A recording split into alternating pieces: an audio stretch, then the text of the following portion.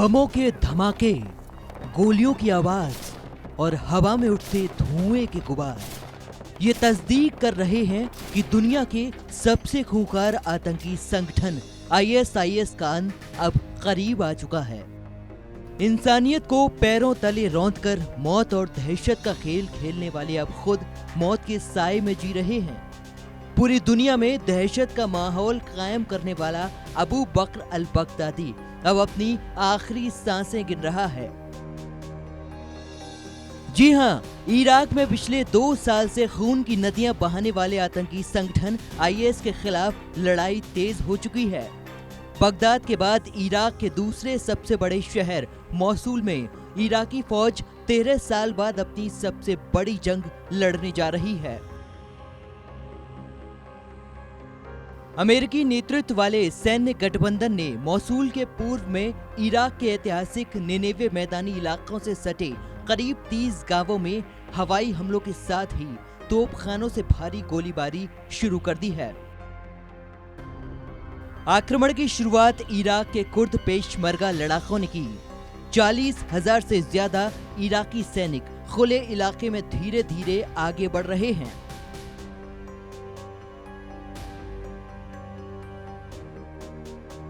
ये इलाका विस्फोटकों से भरा पड़ा है, जहां थोड़ी सी भी गलती जान ले सकती है। इराकी सेना बगदादी के आतंकियों को खदेड़ती हुई लगातार आगे बढ़ रही है और उसने मौसूल को 3 तरफ से घेर लिया है। सेना के टैंक अब इराकी शहर बशका तक पहुंच गए हैं और सेना के मोर्टार और हवाई हमलों ने पूरे बशका शहर को धुओं के गुबार में ढक दिया है।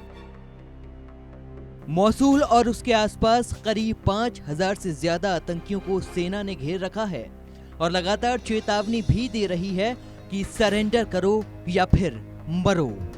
लेकिन आईएस ने भी एक वीडियो जारी कर चेतावनी दे डाली कि वो मरते दम तक लड़ते रहेंगे। मतलब साफ है कि इराक में अभी बहुत खून बहने वाला है, क्योंकि आईएस ने आखिरी लड़ाई के लिए जहरीली मस्टर्ड गैस से लेकर विस्फोटकों से भरे ट्रक और करीब 10 लाख बंदूकों को ढाल के तौर पर इस्तेमाल करने की खतरनाक योजना बना रखी है।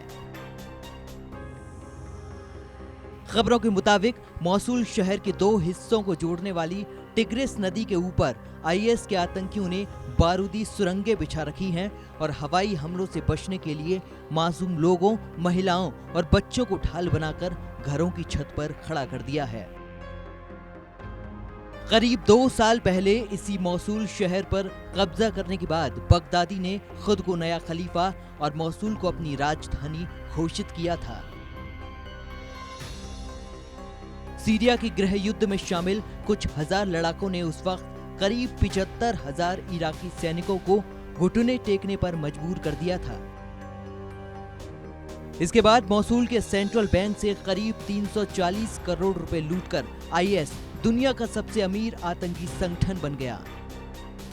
सूत्रों के मुताबिक बगदादी इस वक्त मौसूल में ही मौजूद है और बेहद ही घबराया हुआ है। अमेरिकी डिफेंस मिनिस्ट्री का मानना है कि आईएस अपने आखिरी गढ़ को बचाने के लिए केमिकल प्लांट में धमाका कर सकता है। इसके अलावा केमिकल वेपन्स के इस्तेमाल का खतरा भी बरकरार है। इस जंग की बिसात पर बगदादी के आतंकियों की सबसे खौफनाक चाल मानी जा रही है, क्योंकि आतंकियों के कमांडरों ने मौसूल में आईएस के रहमो करम पर रह रहे लाखों लोगों की जिंदगियां दांव पर लगा रखी हैं।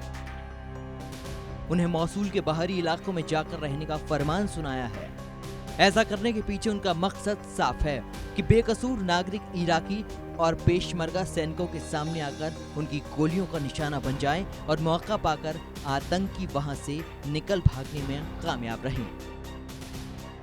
यानी मौसूल में यह आखिरी लड़ाई अब अपने चरम पर जा पहुंची है।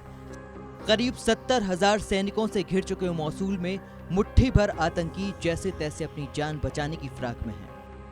लेकिन मौत की इस बिछी बिसात पर एक बार फिर बेकसूर वाशिंदों की जिंदगियां दांव पर लगी हैं। Bureau report.